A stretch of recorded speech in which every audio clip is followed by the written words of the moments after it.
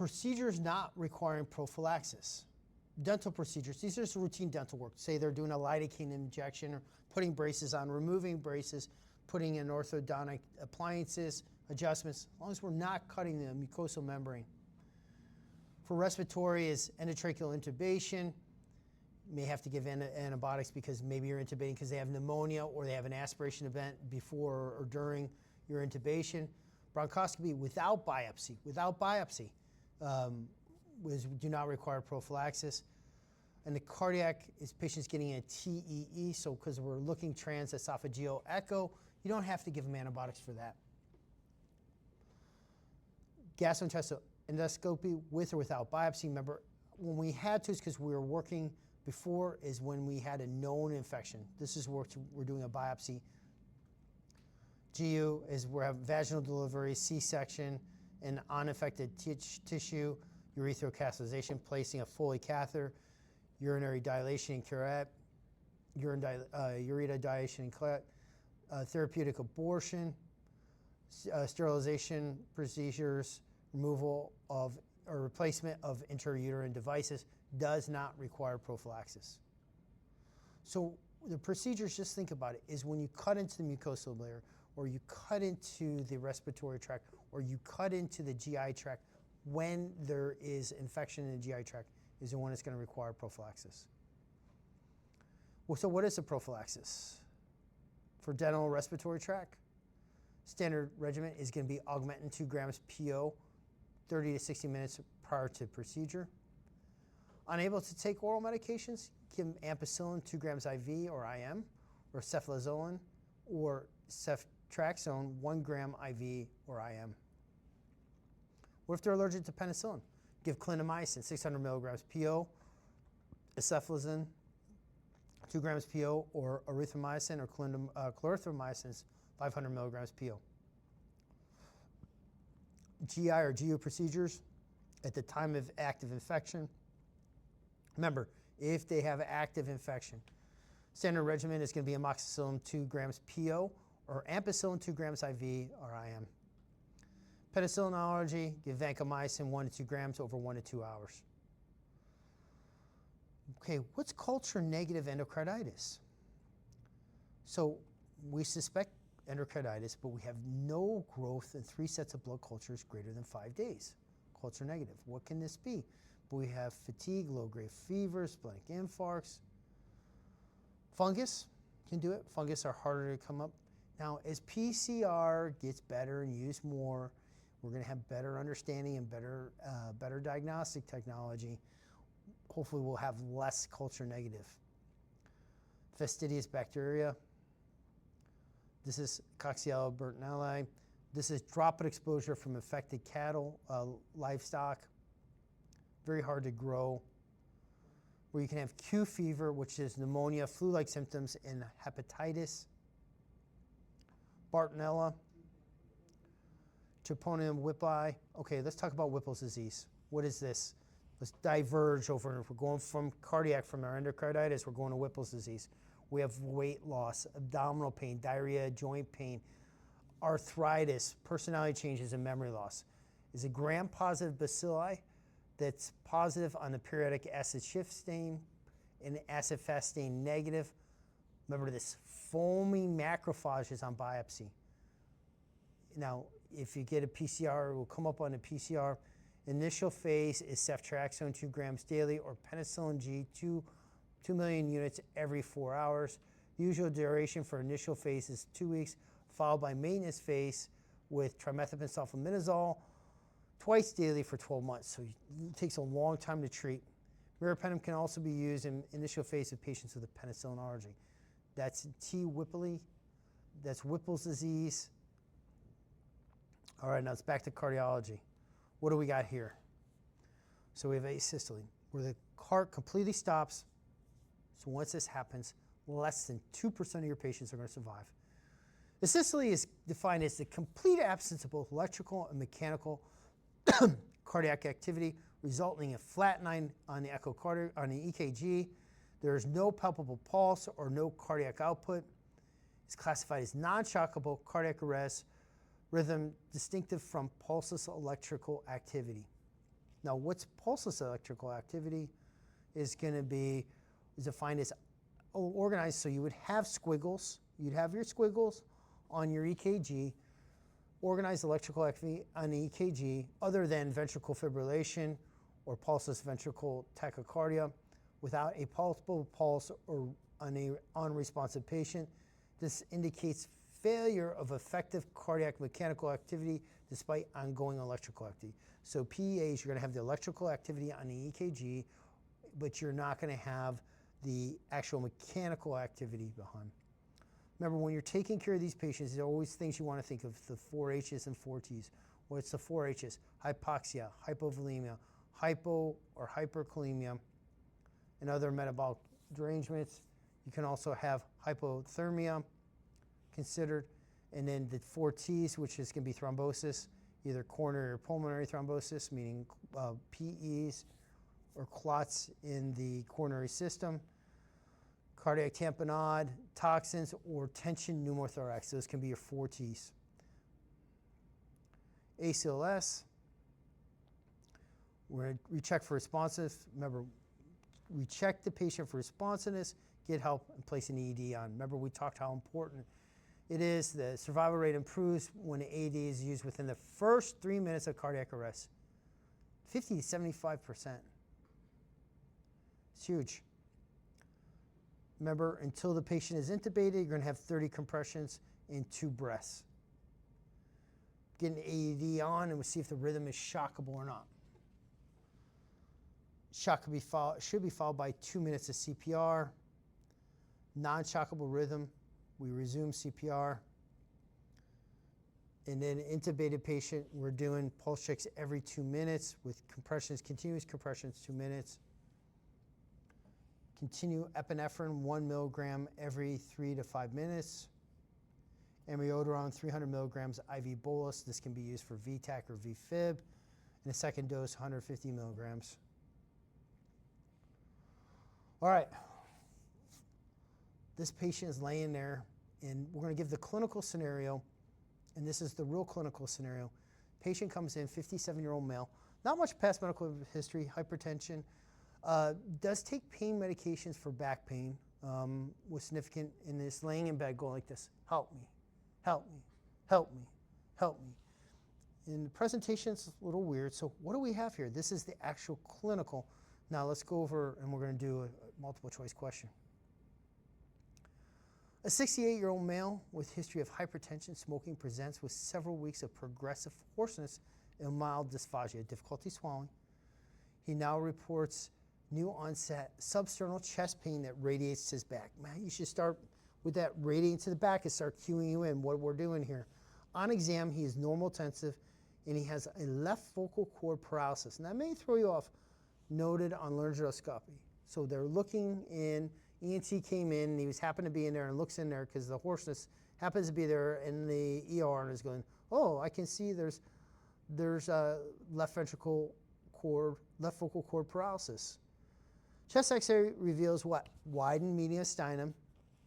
CT angiogram demonstrates a 6.2 centimeter sacral aneurysm of the proximal descending thoracic aorta without evidence of rupture or dissection. Which of the following is the most appropriate in the next step of management? So we should have read that first. What is the most appropriate? So we're looking for the most appropriate in the next step of management. So what are some clues in here? We have chest pain radiating to the back, vocal cord paralysis, and a widened mediastinum. And then we have it right there is a sacral aneurysm on the proximal descending thoracic aorta, so descending right here without evidence of rupture or dissection. So what do you want to do? Initiate antihypertensive therapy and schedule surveillance imaging in 6 months. 6 months may be a while. So maybe we're trying to get the best on this. Refer for urgent surgical endovascular repair, okay? Begin high-dose corticosteroids for presumed valvulitis. Discharge with outpatient ENT follow-up or laryngology follow-up. Start empiric antibiotics for possible mitotic aneurysm. So antibiotics. So we have the symptomatic thoracic aortic aneurysm. So we have pain, hoarseness, and dysphagia due to mass effect, pushing on structures. Require prompt evaluation for surgical and endovascular intervention, regardless of the aneurysm size, due to the high risk of rupture and associated mortality. Now, the hoarseness, when we talked about this hoarseness, this context suggests left recurrent laryngeal nerve compression. That hoarseness, didn't think about that, did you? Hoarseness, left recurrent laryngeal nerve compression, a classic sign of an aneurysmal mass effect. So this is what we're going to do. Refer for urgent surgical or endovascular repair. So why do aortic aneurysms occur? It's due to structural weakening and degeneration of the aortic wall, resulting in complex interplay of genetic, environmental, degenerative factors. You're going to have medial. The inside is the medial. It's the middle part of the vessel. You have loss of smooth muscle cells, and then you can have chronic inflammation in there, the structures. Risk factors include age, male sex, smoking, hypertension, and a positive family history. Aneurysm can involve smooth muscle tissue, apoptosis, so tissue death, and extracellular matrix breakdown, and leading weakening to the aortic wall and predisposition to progressive dilation and potential rupture. The pathogenesis can also involve hyperperfusion of the aortic wall due to vasovasorium degeneration. What can do this? Vasovasorium. What disease attacks the vasovasorium? So I know we're talking about cardiology, but something that can detect the vasovasorium. Syphilis. Syphilis can. Syphilis cases are increasing in the U.S., further promoting inflammation and tissue degeneration. So syphilis could be in that differential. All right, here we see a very widened mediastinum on this chest x-ray. Let me do some drawing right here. We're going to draw the widened mediastinum. Widen, widen, widen. Okay, got that right there, widened mediastinum.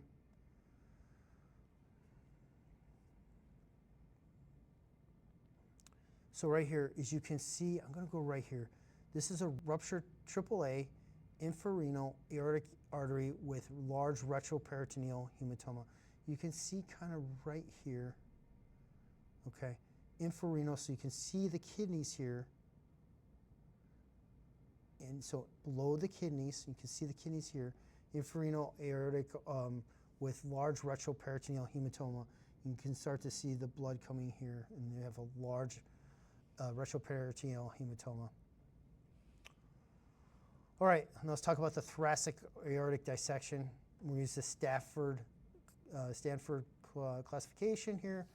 The thoracic aortic dissection refers to disruption of the thoracic aortic medium layer by provoking the intramural bleeding, causing separation of the wall layers, and may or may not have an aneurysm.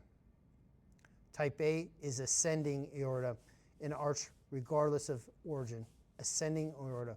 Type B is descending thoracic aorta regardless of origin. So you can have one, it can be as type A and B, where it goes all the way around. Now, which one requires a surgical intervention?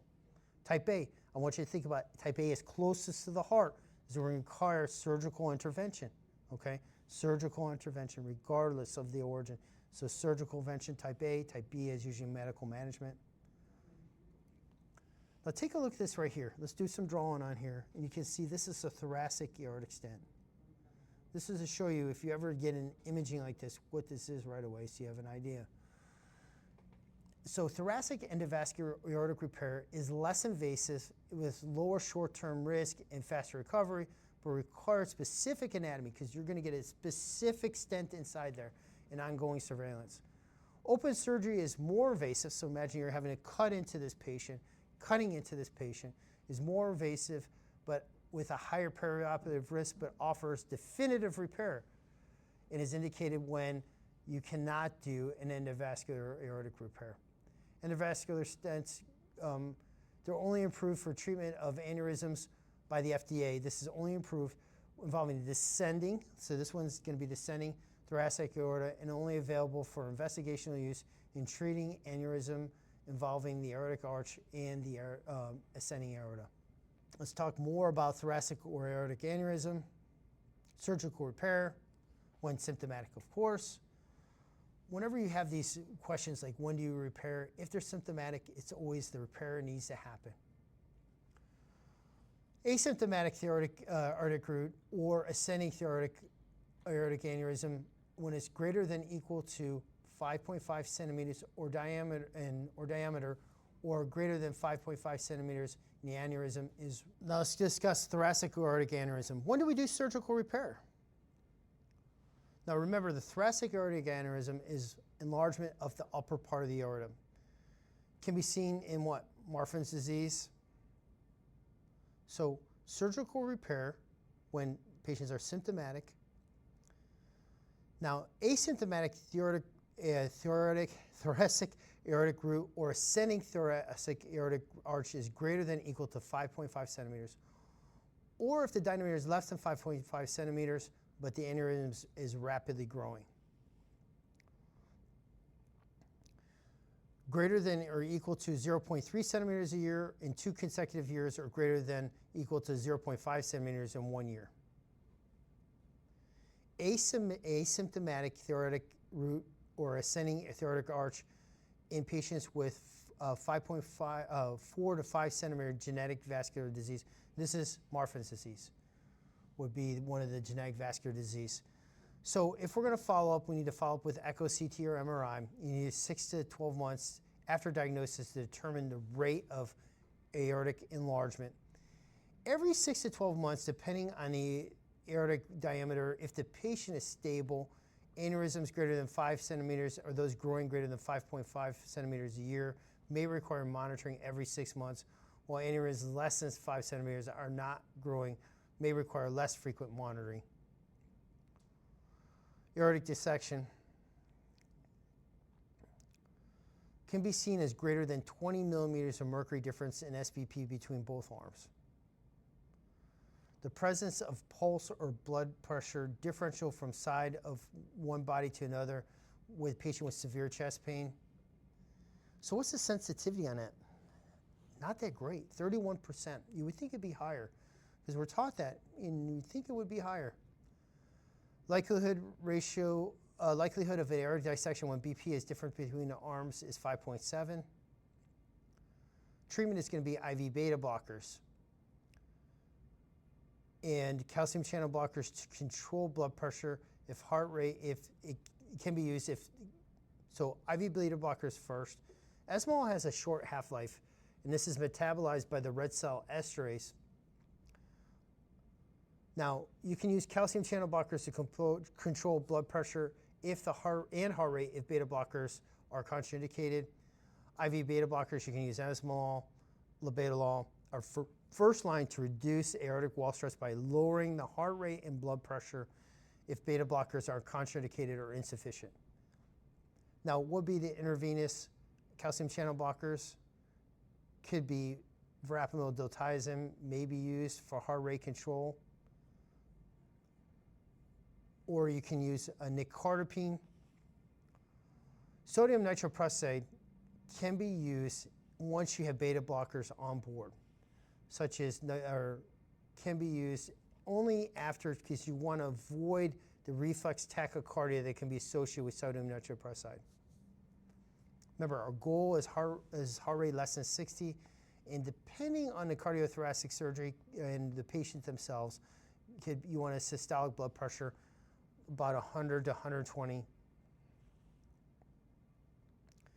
Aortic dissection, remember we talked about, is a type A aortic dissection, can have clinical presentations as inferior or right-sided MI, occlusion of the right coronary artery by the dissection flap, can have acute paraplegia, like that patient I was telling you that was laying there just yelling, "Help me," an altered mental status. Why is that? You can have inclusion of the anterior spinal artery causing paraplegia. You can have cardiac tamponade because you're actually tearing away at the heart and have acute aortic regurgitation and aortic rupture. Emergent surgery in acute aortic dissection for shock, type A aortic dissection, or type A intramural hematoma. So what is an intramural hematoma? It's a subtype of the acute aortic syndrome characterized by a hemorrhage into the medial layer of the aortic wall. So hemorrhage into the medial layer of the aortic wall, typically without an overt intimature or a patient with a false lumen. Pathogenesis is most commonly attributed to rupture of the vasa vasorum, but small unrecognized intramural disruptions can also contribute. All right, the abdominal aortic aneurysm is defined as a localized dilation. So here is we'll draw that right there. Let's get in their drawing. Oh, let's get back there. Let's draw that up. See this right here is localized dilation of the abdominal aorta with a diameter of 3 centimeters or greater, most commonly affecting the infrarenal segment. So always looking for where the kidneys are, infrarenal.